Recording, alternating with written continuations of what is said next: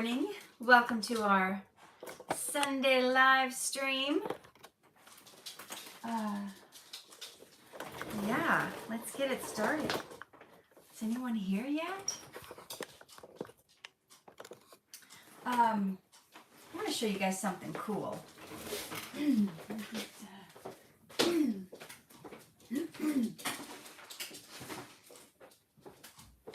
I know some of you guys are still hopping on, and I'm going to do, hey, Queen of Growth is here. Nana's here. Good morning. Nicola. Jasmine. Welcome. Let's see. Upshaw Gaming is here. We're just getting started. I was thinking about doing a separate unboxing video, but maybe I'll let you guys be the first ones to see. I don't know. Hey, Blake. So, I've got a big box on my lap. Donald is here, and I have not opened it yet. What could possibly be in this super heavy box? Maybe when I say super heavy, it gives it away. So, UPS. It came through UPS from a processing center in Missouri. I think that's where this is from. This is something I worked on last year, but it's now just starting to come to me. Okay.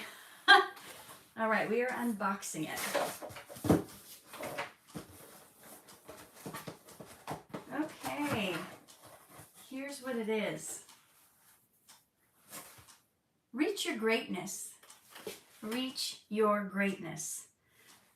This is, well, I don't know if you guys have ever seen the show Shark Tank, but this book, this is a quote from Kevin Harrington. He was the original shark on the hit TV show Shark Tank. He was the original guy. This book will help you reach your greatness. So this is figuring Nick and Megan Unsworth and my coach, James Melanchak. Well, he's one of my coaches. We're going to talk about that later. So, if you turn to the back cover, you can see my picture, Catherine Norland, along with many other pictures. So this book is what they call like a compilation. So I got a chapter in this book, as well as a bunch of people got a chapter. Well, I should say a couple pages, not a whole chapter. But the cool thing about a compilation book, in my opinion, is you don't just hear one person's voice, one person's opinion. You get to hear from multiple people. What did they do to reach their greatness? How did they achieve the things they achieved? What did they do to make it happen? You know, if you don't want to learn things the hard way and take a long time, one of the best things you can possibly do is learn from those who've gone before you. That's where you're going to get your shortcut. That and spending time with God in prayer. You're going to get your shortcut. You're going to find out how to get to your goals quicker. So, I mean, that's why we go to school, right? We go to learn stuff. That's why we go to a college or a vocational school, so we can learn that specific thing for our skill set. So if there's something you're struggling with in life right now, there's somebody who has gone through it, who knows how to go through it, who's done it.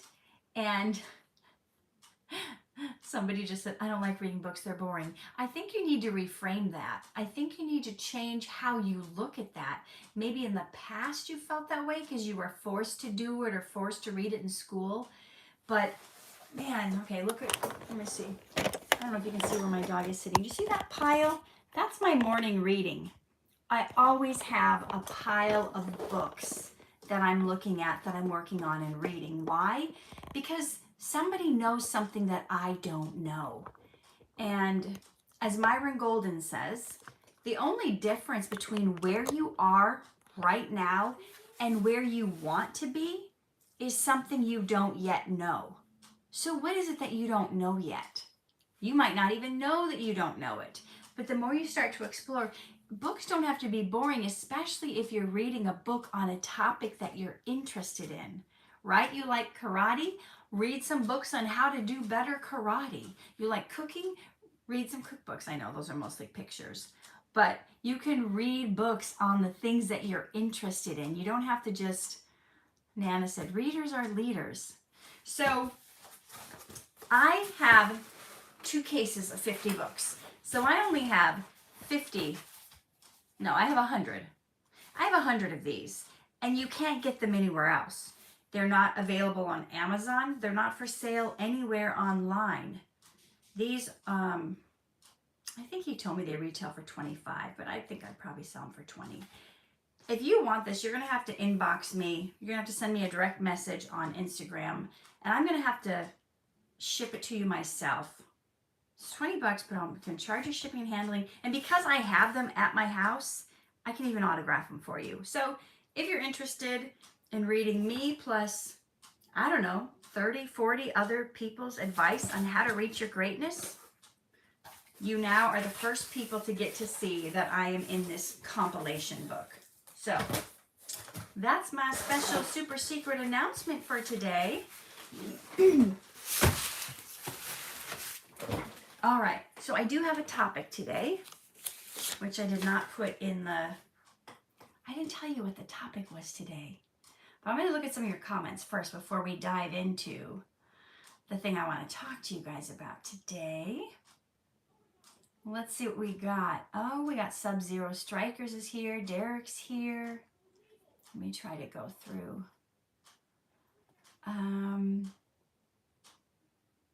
Nicola, I already said that. VS is here. Carmen's here. Nira's here. Yes, Sub-Zero, I had a good time camping. I got a terrible sunburn. Terrible sunburn, but I guess that's just part of being at the beach for 2 days straight. You guys pray for Jennifer. She's having some challenges with her MS and insurance not covering her medicine.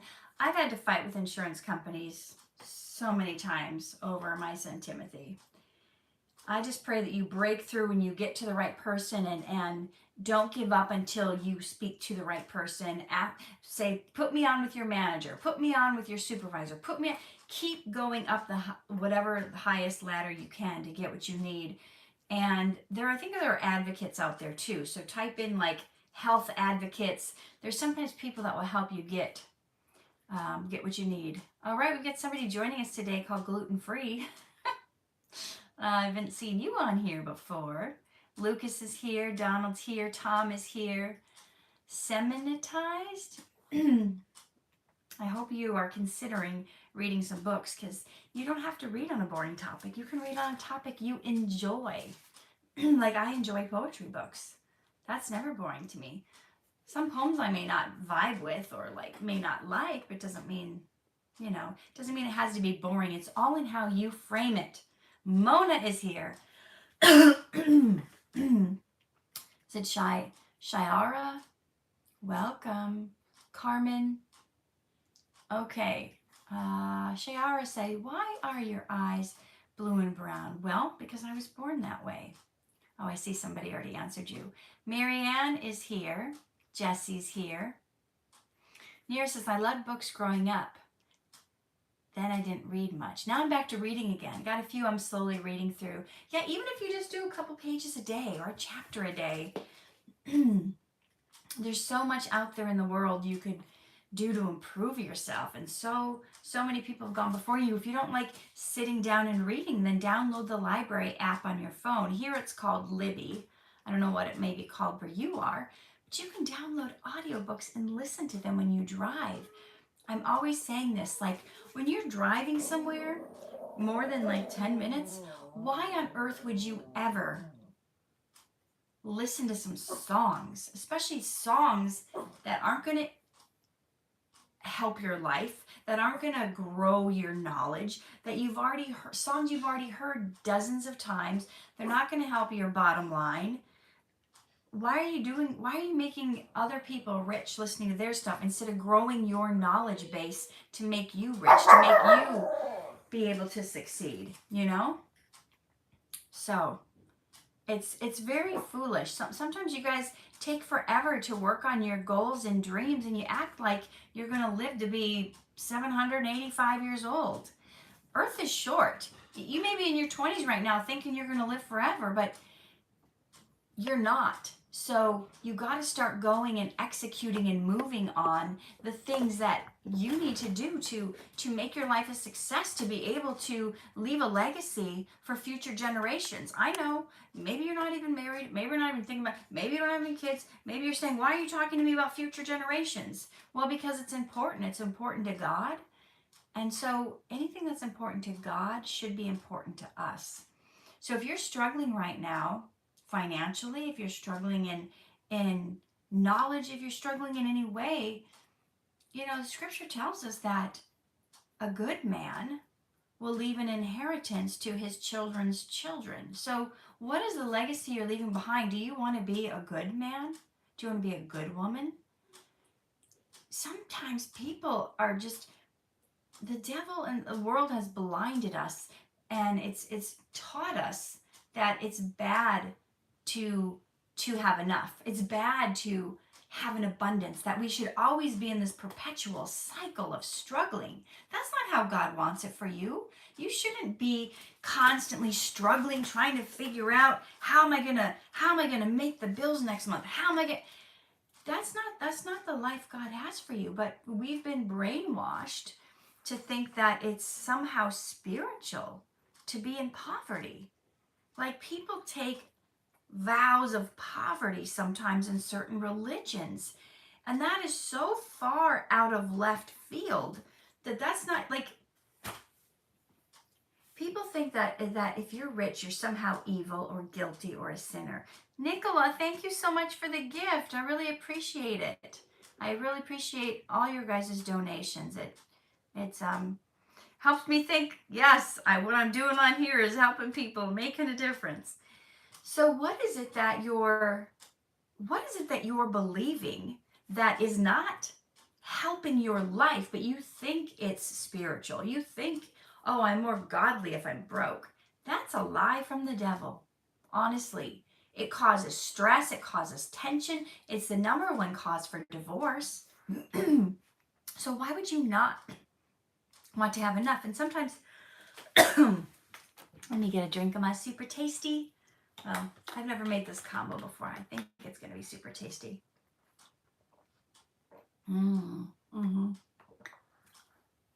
Yep, this one's a hit.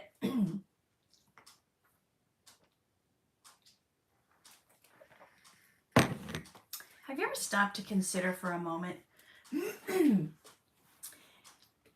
although it sounds good on the outside to say, I'm not greedy, I only want enough for me and my family. Have you ever stopped to think of how selfish that actually is? If you only want enough for you and your family and your people, do you know how much good you could do in the world if you had more? Do you know how much good you could do to help others, to go build an orphanage in some other country, to go build clean water drinking wells, even people around your block to go pay their light bill when their electricity goes off? Why in the world would you only want to have enough for you and your family? It's not as pious. It's not as commendable as you may think it is. You want to have enough to be able to help others. And that's not greedy. And this is not even a topic that I wanted to talk about today, but it came to my spirit, so I guess it's something I'm supposed to talk about. I'm kind of sick and tired of the movie industry and different people showing that if you have wealth, you are evil or you're greedy. Yeah, there are some people who have wealth who are evil or greedy, but it's not the majority. And they're not all people who have wealth are evil, greedy, or lining their own pockets. And I mean, I'm not there yet. I'm striving to be there. I'm trying to be there because there's so many people I want to help, and there's so much I want to do, but you have to have the finances to do it. So, for instance, you take somebody who's wealthy, like these big real estate investors, or they got they own multiple buildings. People don't stop to think for a minute how much they're helping society. They're providing housing. They're providing jobs for the managers. They're even people who like, you're like, why do you need more than one car? Why do you, they're putting money into the economy by spending money. They have people that are now coming to their house to wash their cars. Yes, it seems excessive, but they're providing jobs. You know what I mean? The more you have, the more you can not only help people, but you can hire people who need jobs. I don't know. Got on a little tangent today, which is not in my notes, not what I wanted to talk about. But let me see what you guys have had to say and chime in.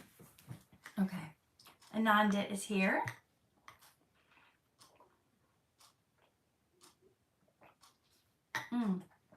That is some good stuff. Okay. Blake asked if Rebecca Ritz works at Darman. Yes, don't you follow her on Instagram? She's constantly posting whenever she's at work. She is good at marketing herself. She's constantly posting. I probably don't even post 1 out of every 20 days I'm there. I think she posts something every day she's there, so she's good at that. Okay, so you guys are saying we got White Flower plays here. Sub-Zero says books can take you to places unimaginable. I remember back in high school when I got lost in a book and I would be reading for hours. Molly is here. Blake said, did I get your Instagram message? I have no idea. Sometimes I see them, sometimes I don't. Angela is here. Brian's here. Jesse, you're funny. Rodrigo is here. Oh, here. I blended it up. Take a sip. Try this combination. He's looking for his watermelon. He doesn't know I blended it up. So this is a blend of watermelon. It's like a watermelon lemonade, fresh squeezed lemons, watermelon, dates for sweetener, and today I put some pineapple in to give it extra flavor. What do you think? What do you think? Is it good? Yeah. So this is a bite. I usually make watermelon lemonade, but this time I added pineapple to my watermelon lemonade. Okay. Let's see. Mama Bama's here. You want to take a nap? Angela, thank you so much for the gift. You guys are so generous today. I appreciate you. Showing me the love. Whoa. Okay. Melanie says, Darman is a good example of that, Catherine. He's rich, but a good person who's done so much good. Yeah, I agree with that statement. Mayura? Is it Mayura? Good morning. I hope I said your name right. Okay. Let's see. Catherine. Okay, Lucas wants to know when I'm in the next Darman video. I shot one last week. I shot one the week before. I'm shooting one next week. I'm shooting one the week after. Calvin says I need to throttle Mikey. Yeah, Mikey, oh my gosh, you guys have no idea what's coming up. You think he needs to be throttled? Well, wait till you see next week and the week after that. Let's see, Gleaming Roses. Yes, Jay and Mikey do have their own show.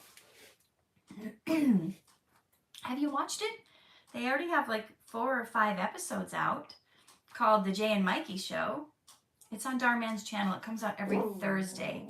And yes, I will be in it. And yes, Brendan is in it. We shot last week. All right. Hey, you little doggy bear. I'm going to get you out of here because you're noising up my live stream. You're noising it up over here.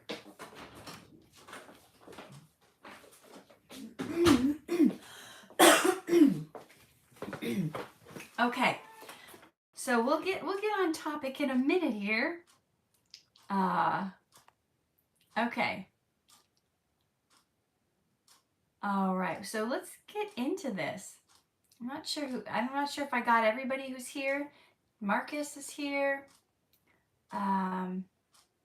Yes, I finally worked with Neela for the first time. I don't know if that one's out yet. I think that was a couple weeks ago. You guys like that when I said Michael James Miller, when I caught him in that store.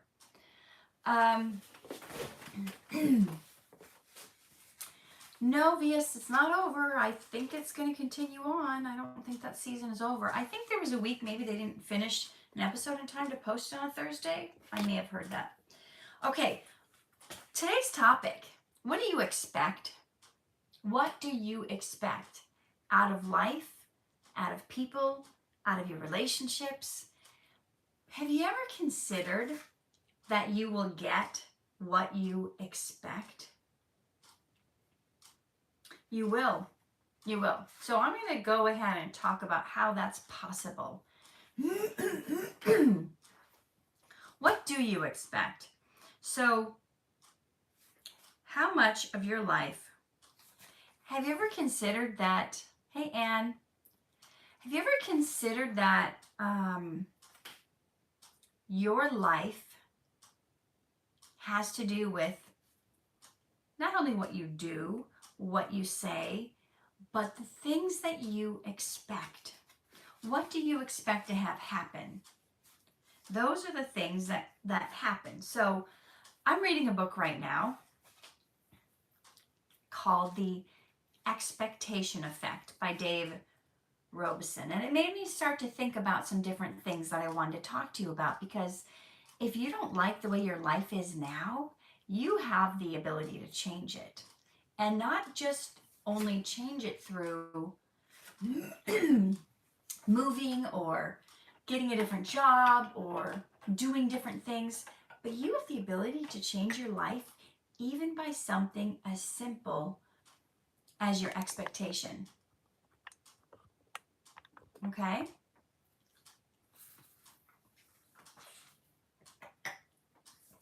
So do you get what you expect? Well, they did research that in this book, The Expectation Effect, they've gone through multiple studies on how what you expect changes things in your life. So, for example, they took these milkshakes, and they had two different groups of people. And one group of people got the milkshake labeled lean, fat-free, sugar-free, low calorie, skinny-licious, and they took this other group of people and they had them drink the milkshakes that said rich, decadent, creamy, full fat, all right? And they had the ones who were drinking the full fat, creamy, decadent ones, and it listed like 650 calories. And for the skinny-licious group, with the low fat, fat-free, whatever, low sugar, whatever, their drink, sensible, something you can enjoy every day without the guilt, is how they labeled it, had like 200 calories, let's say. And they had the groups drink them. And afterwards, they rated their satiation, like how satisfied were you? And obviously, the group that was having the creamy, decadent, full fat, the one with like 650 calories, they were so satisfied. Some of them so satisfied they couldn't even finish it. It was so rich and creamy and decadent. And they rated their satiation hours later.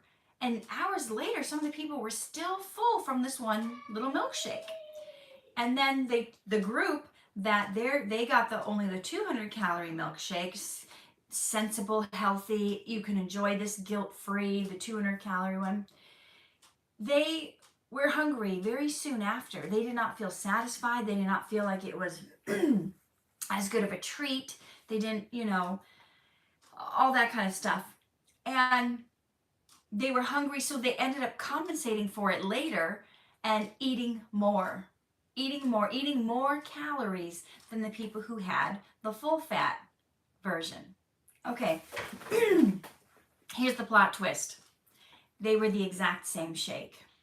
Both groups got the exact same shake. They didn't know it. They both got a shake with all the exact same ingredients, it was 380 calories. One was led to believe it was 200. One was led to believe it was like 650. I don't know if I'm getting the numbers exact right, but you get the idea. The group that thought they were eating this low fat, not as good, healthy version of a shake were so much hungrier later, not satisfied because of what they expected, because of what they thought. This is going to be meaningful to you. Hey Leslie, this is going to be important for you in your life. Trust me, we're going to get to where this is going and why you need to listen to this. So they showed, basically, not just through this particular testing group, but through multiple groups, that it's not about actually feeling full. It's not about actually feeling hungry. It's not about the receptors in your stomach that tell you you are full. It's about what you tell yourself. It's about what you expect. When you thought you were having this like skinny weight loss shake, you weren't satisfied. When you thought you were having this rich, creamy, once in a while decadent treat, you were like, I'm so full, I don't need anything. On the other hand, you still wanted more. But your stomach is the same exact thing in your stomach. Had to do with what you expected. Had to do with what you thought it was. And this is why it showed that people who eat super healthy sometimes have a tendency not to lose weight or to actually gain weight. Sometimes we see people that are maybe really over what the doctor recommendations are for their weight or their size or whatever, and we think, oh, they have no discipline. Oh, they're just gorging on burgers. I have a friend who pretty much eats salads, like almost every meal, and she's, close to 300 pounds. So it made me think, like, obviously people could have different hormone problems and different things like that, but a lot of it has to do with what we're thinking and what we're saying to ourselves. People, it showed over, yes, Donald, it's a brain thing. It was showing over and over again that what you thought about changed the physiology in your body. So if you thought to yourself, well, I've only had a couple carrots today, I'm going to be ravenous. And so you could have, like, there's a girl I follow on Instagram. What is her name? It'll come to me. She always has these comparisons, and she shows like a healthy like acai bowl. For those of you who are into like smoothies and stuff, you'll know what that is. And then it showed like a Oreo peanut butter crunch milkshake from Dairy Queen. And it showed the healthy acai bowl, it's basically like fruit and nuts and granola or whatever, had more calories than the milkshake. Interestingly enough, it had less, like sometimes people make these date balls, like these energy oatmeal, like we get these bars and they're labeled healthy, they're labeled guilt-free, they're labeled whatever. They make a lot of these bars, like I get Cliff bars sometimes. Do you know that Cliff bars like essentially have the same calories as a candy bar? But people think I'm eating something healthy, and sometimes in their brain they go, well, I've only had a health bar. I've only had this little healthy, and they indulge later because they think they've done so much healthy. But the calories are the same calories. Is this making sense? The talk today is not about calories. It's about expectations. So we're getting there. What are you expecting out of life? And then how are you compensating because you think you've done that? A lot of times, a smoothie is a great example. A lot of times people say, do not drink smoothies if you want to lose weight because you don't remember all the stuff you put in here. And especially if you're getting a smoothie somewhere else. If I just ate a plate of cut up watermelons and pineapple and all the stuff I put in here, it would be big and it would be filling. But when you grind it down into water, it's easy to sip that down and forget. This could be like 400 calories in a smoothie or 500 calories. You forget how much you can pack down in there, and later it doesn't. But if you had a 400 or 500 calorie meal that you were eating, you would feel so much more full. Okay, we're going to move on from that example because I could get in the weeds there. So they did another study where they had some drug they were having people try. And they really warned them of the different side effects that people would have taking this drug. And so, they do some, sometimes people do the placebo things, and they give you like a fake thing.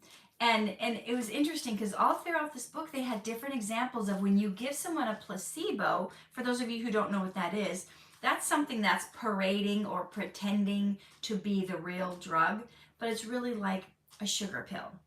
They did this in hospitals. Gosh, was it during one of the wars? They did not have enough morphine. You got all these soldiers that had limbs blown off or things split open, needing to go into surgery, but they ran out of morphine.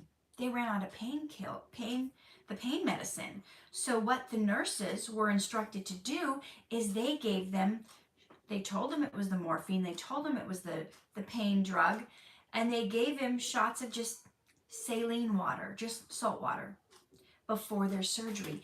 These people, listen, these soldiers were having 90% less pain without the actual morphine.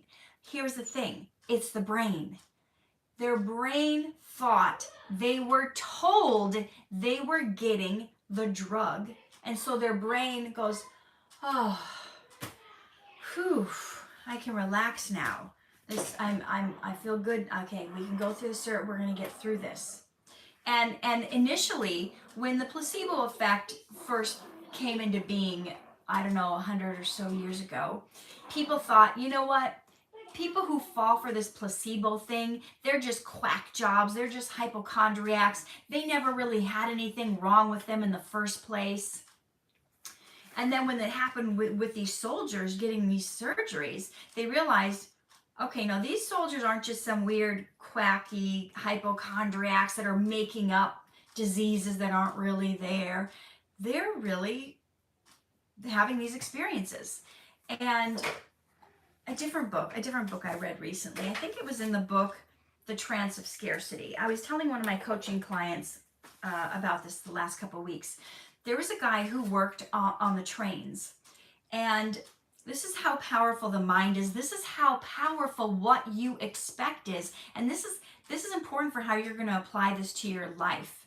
Okay? So there was a guy who worked on trains, and the foreman decided to let everyone leave an hour early because it was the foreman's birthday. And the foreman's birthday, and so everybody left, but the guy got trapped. This is a real scenario. You guys can look this up and read about this. The guy got trapped in the refrigerated unit of the train, and he couldn't get out. It was locked. Everyone had left early for the day. And he was screaming and pounding on the doors till his hands were bloody, screaming till he had no voice, because he thought, I am going to freeze to death. I'm going to freeze to death. So he's trapped in the refrigerated unit of this train, and he was just getting cold and getting chilled and getting fever, and not fever, but whatever comes with when your body starts to shut down from freezing to death. So he started to write on the floor with something like a goodbye to his family, saying I'm gonna die, I'm not gonna make it through, if you see this message, and he by his estimation, he thought it was below zero, right? He thought it was below 0 degrees and he was gonna freeze to death. The next morning, they opened up the refrigerated unit of the train when they came back to work, and there he was, dead. He was dead. And the thing is, that refrigerated unit didn't work.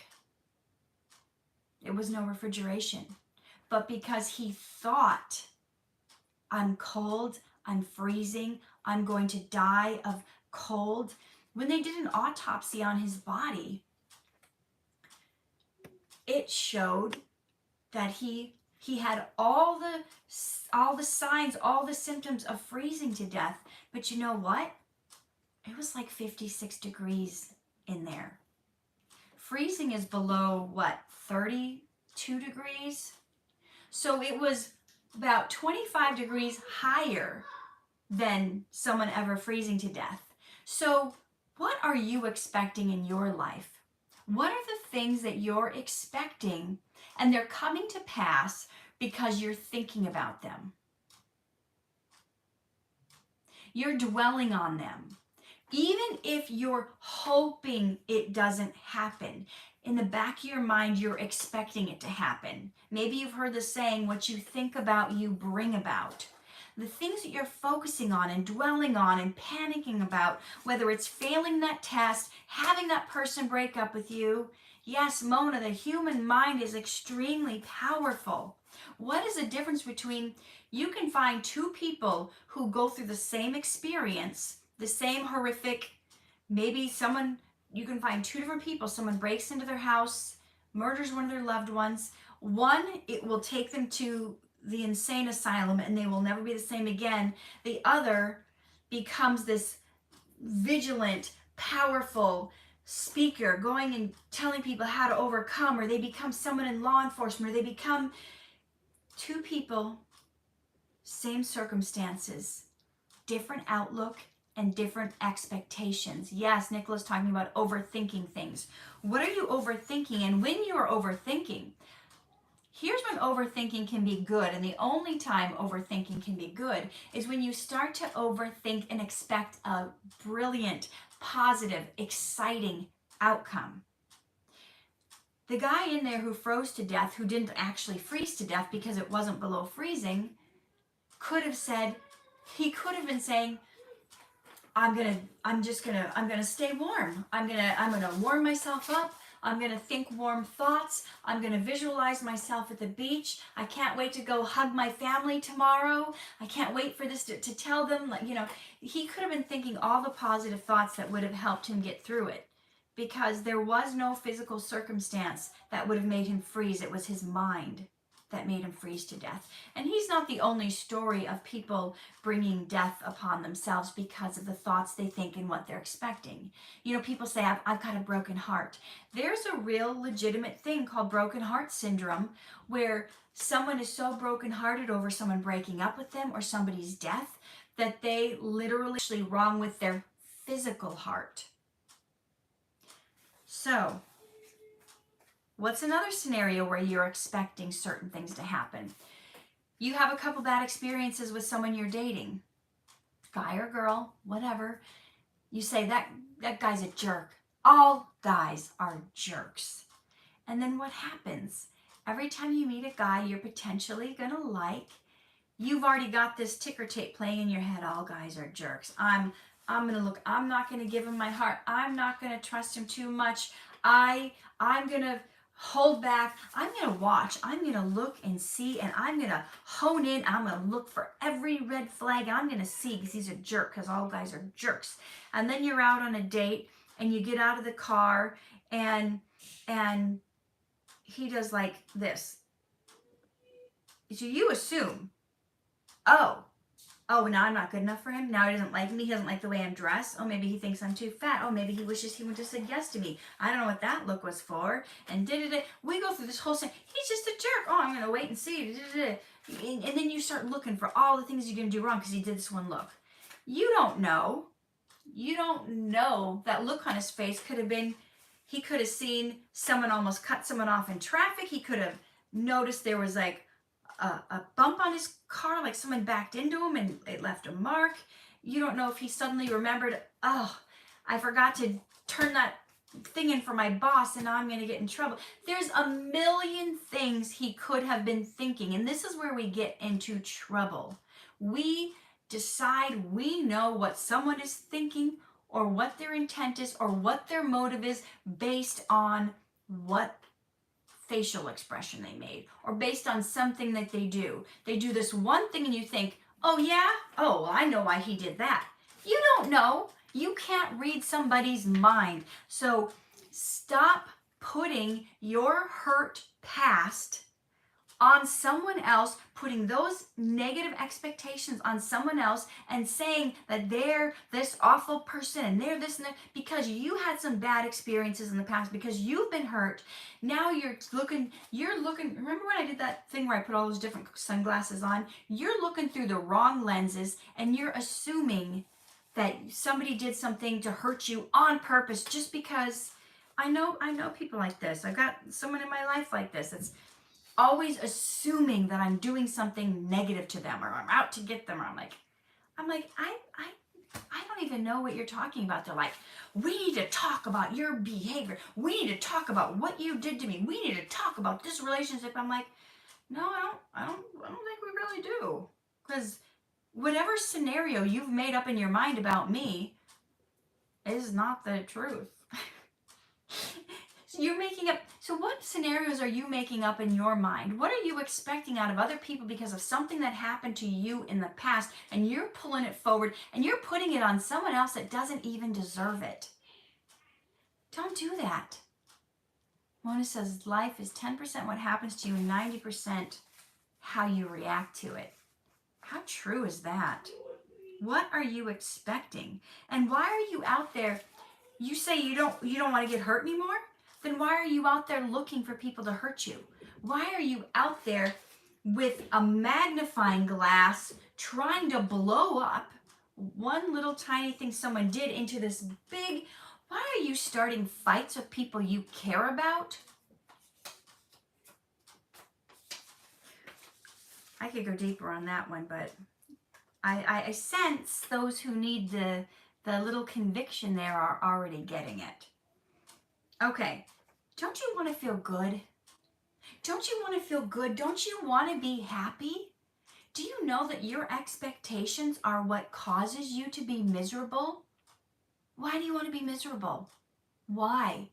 Okay, if I see someone, if I'm in that scenario I just explained and I get out of the car and I see someone make an ugly face towards me, I'm going to be miserable if I go, oh my God, they don't like me. Oh my God, they want to break my, they don't want to be partners. They don't want to go into this deal with me. They think I'm not smart enough. Every negative thing I could think that would make me feel miserable, why would I do that to myself? Why are you doing that to yourself? How would you think, hey, what, you know what? Oh, I wonder what they're going through. It's everything. How about asking them, whoa, what a novel idea. Hey, are you okay? You just made like a weird face. Did something happen? Oh, yeah, sorry about that. I feel like a mosquito just got me in the neck. Here we are making up this whole big scenario of how they're this evil person that doesn't want to That's right, Brittany. They may have unintentional RBF. Guilty. So why are you making up scenarios that are going to make you miserable? What about giving people the benefit of the doubt? You know, scripture actually says love believes the best. If you love someone, why don't you just believe something positive about them? You can always ask them before you make up some scenario about how they're this awful person who doesn't like you, who's out to get you, thinks bad of you. That's going to make you miserable. Don't you want to be happy? Do you know that you are in control of whether you're happy or not? It has nothing to do with what people around you are doing. And when are you going to take responsibility? Ouch! I know. I'm preaching to myself too. So-and-so did this to me and I'm mad. Okay, so they did that. That sucks. All right. What are you going to do? Is that going to show you, okay, maybe I don't want to have a relationship with them anymore. Maybe I need to ask them why they did that. But why are you going around feeling miserable? What is the point of that? Okay. When you expect someone to act a certain way and they don't, you get distraught. Orly, thank you so much for the gift. You guys are very generous today. Thank you. Why are you expecting someone to act a certain way? Can you just let people be people? Can you just let people be who they are and just, I really believe in my heart of hearts that most people, like 95% of people in the world, are really just trying to do their best. Nobody is, it's very rare that someone is just pure evil, right? Everyone's got good, everyone's got evil. But you're expecting people to act in a way that pleases you, that you want them, it's basically you want them to be your robot.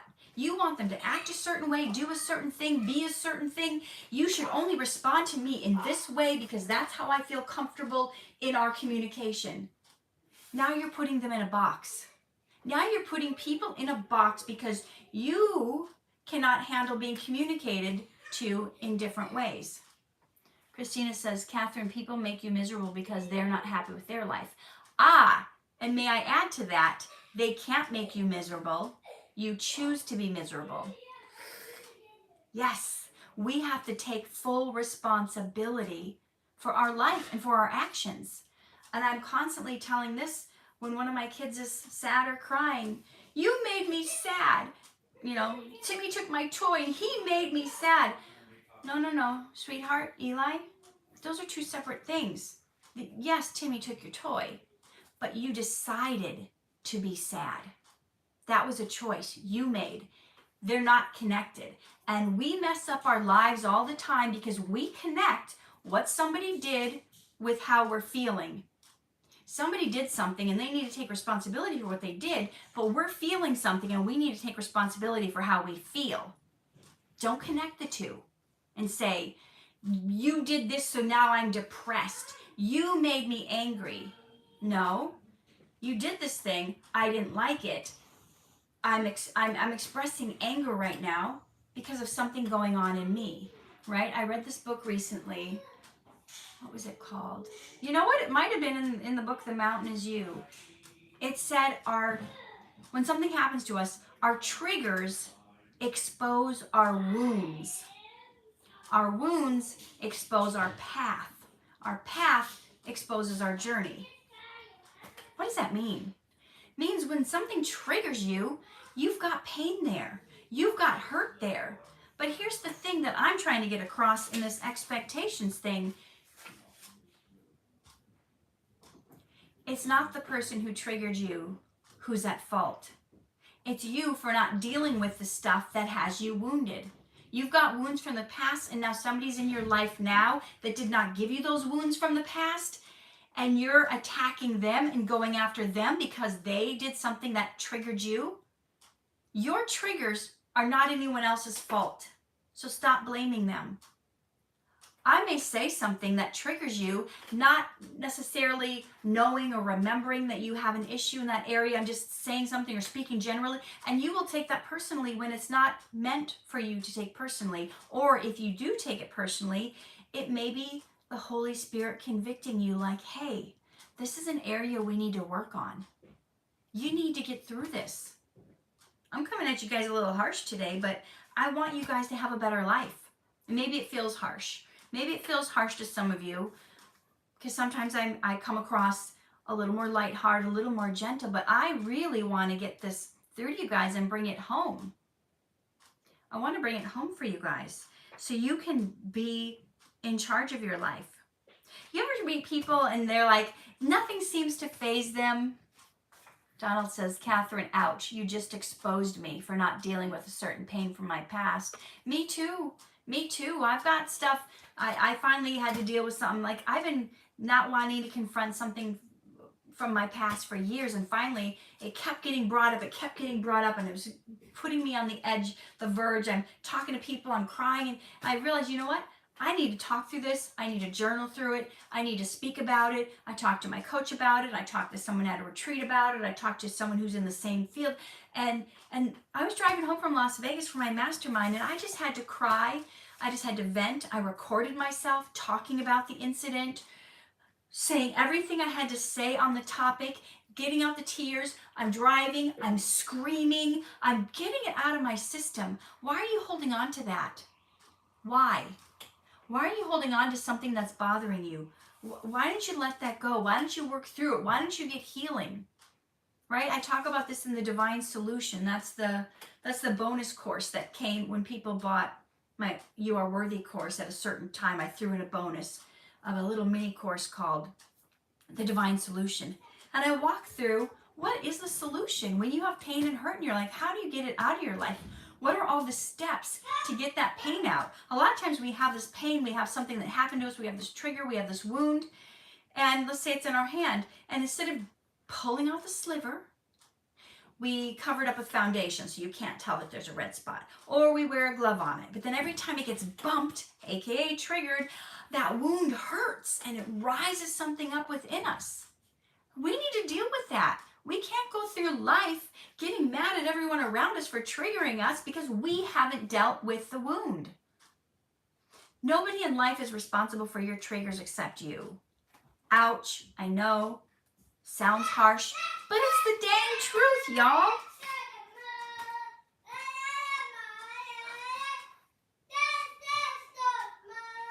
Can you hear that? He likes like singing. He's like singing loud. And why are you expecting what you don't want to have happen? Oh, I'm going to go on this job interview. They're not going to like me. They're not going to hire me. It's just going to be like, why did I even go? I'm even wasting my time. It's like, why did I even get ready? What's the point? Okay, I guess you want that to have happen because the moment you walk in, they're going to read that all over you. Just like when I used to go to auditions and be like, I have to have this job. I'm so desperate for this job. They're not going to like me. Oh, I don't think I'm good enough. Oh, those girls in the waiting room are prettier. Those girls in the waiting room are skinnier than me. I wonder if they've got better acting training. And I walk in the room like, hi, I'm Catherine. I'm here to read for the role of confident girl number 6. Do I look confident? Are they going to hire me? You got to walk into that room like, man, your production, I'm going to bring it to a new level. With my skills and my acting skills, people are going to love this. At this job, you're going to hire... You hiring me for this job is going to be the best decision you ever made. Who do you think is going to get hired? The person that expects it. Why do you think that we are so attracted to confident people?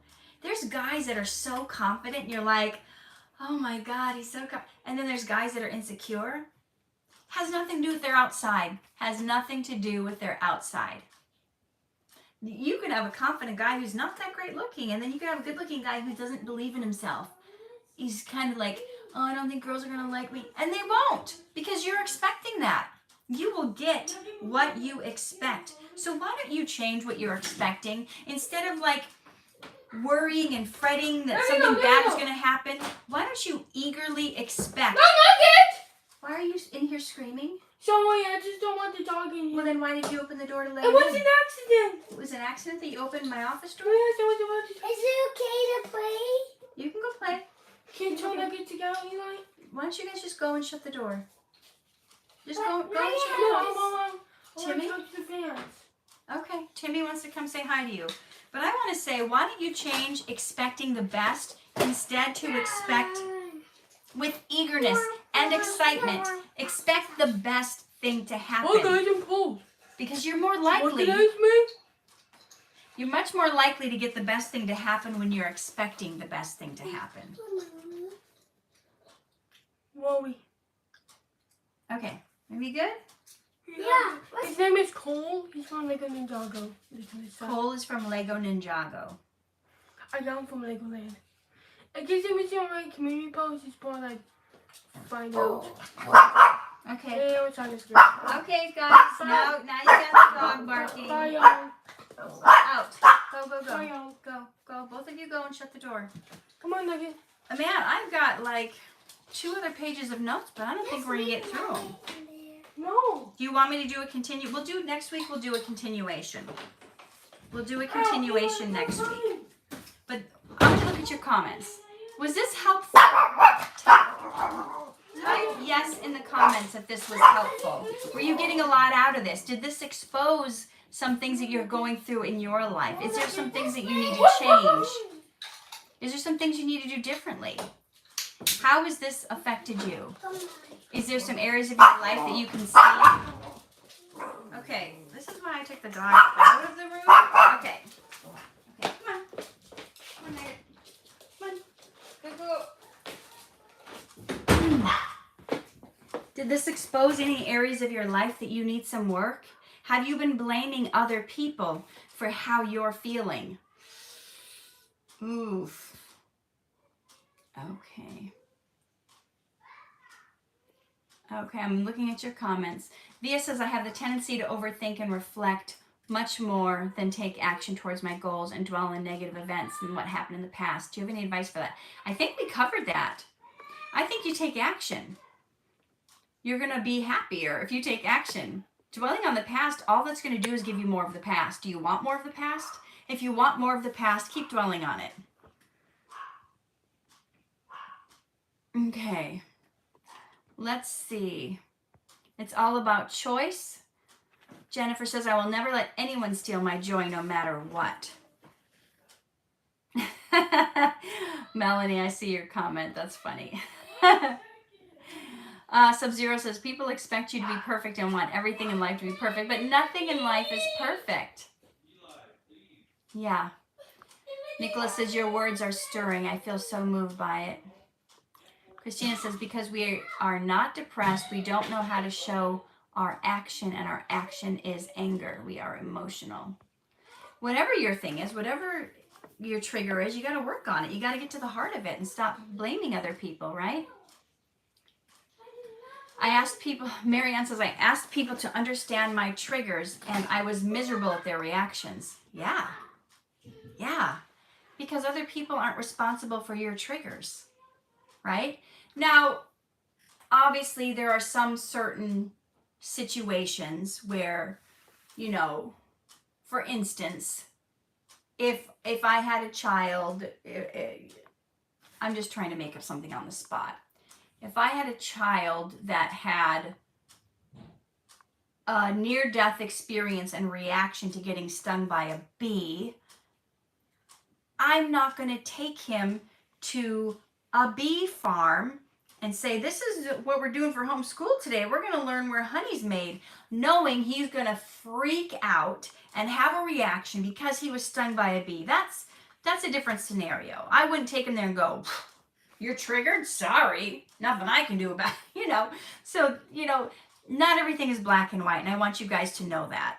And you can't be insensitive to other people's triggers if you know, I mean, you can't walk on light bulbs so gently that the light bulbs won't break and cut your feet and worry about every little thing. So if you do or say something unintentionally and it triggers someone, it's not always your fault. But if there's something that comes up where you know this certain thing, you know that it's very upsetting to them and you do it, that's not being kind.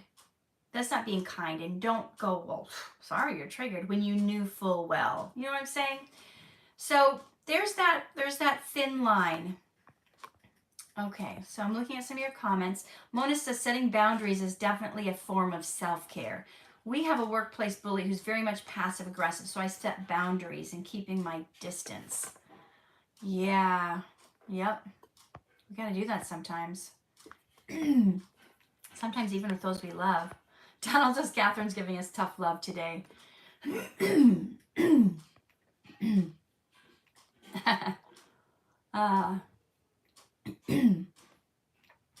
Melanie said, was your Dharma man audition confident?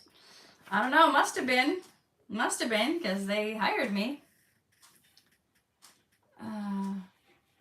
Mama Bama says, my left ear has no earwax. My right ear has a lot. What should I do?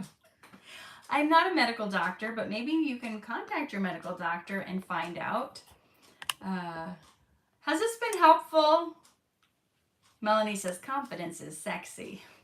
That's true. They've done studies. If you guys have gone through my You Are Worthy course, you know I have that whole section where I teach about confidence, and they've actually done studies on confident people come across more People rate confident people as more good looking. So that's a real thing. That's not just a made up thing.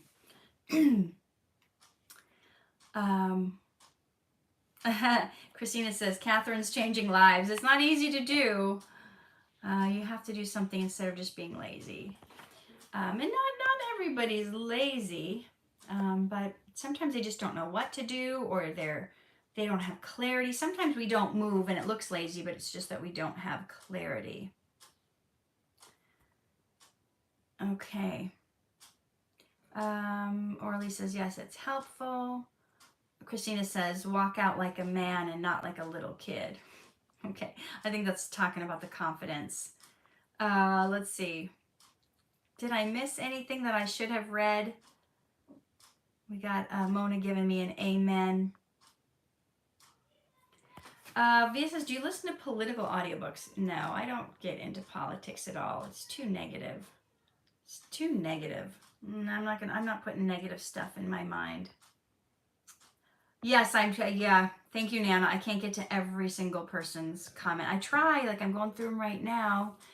Was this helpful? Did you guys learn a lot? I hope so. I hope you'll put this into practice. I hope you won't take things personally, and I hope you'll start expecting for the best to have happen. Nicholas says 100%. Expect the best. Believe for the best. If you're going to make up scenarios in your mind and overthink all the things that could go wrong, how about you start making up scenarios in your mind and making up all the things that could go right? Because which is going to cause good stuff in your body, right? That book on expectations, you may not want to read an 8 or 9 hour long book on expectations.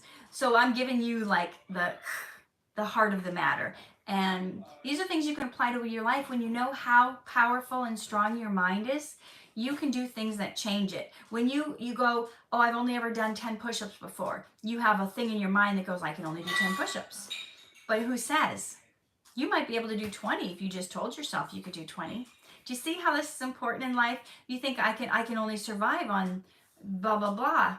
You might be able to survive on more. You just don't know. So test yourself, put yourself to the limit, stop blaming others for your triggers, deal with what's going on inside you instead of lashing out on people and blaming them for you getting triggered, and realize most people are just trying to do their best. So you know you're trying to do your best, believe that other people are trying to do their best as well. All right, God bless you, live true, love hard, shine bright.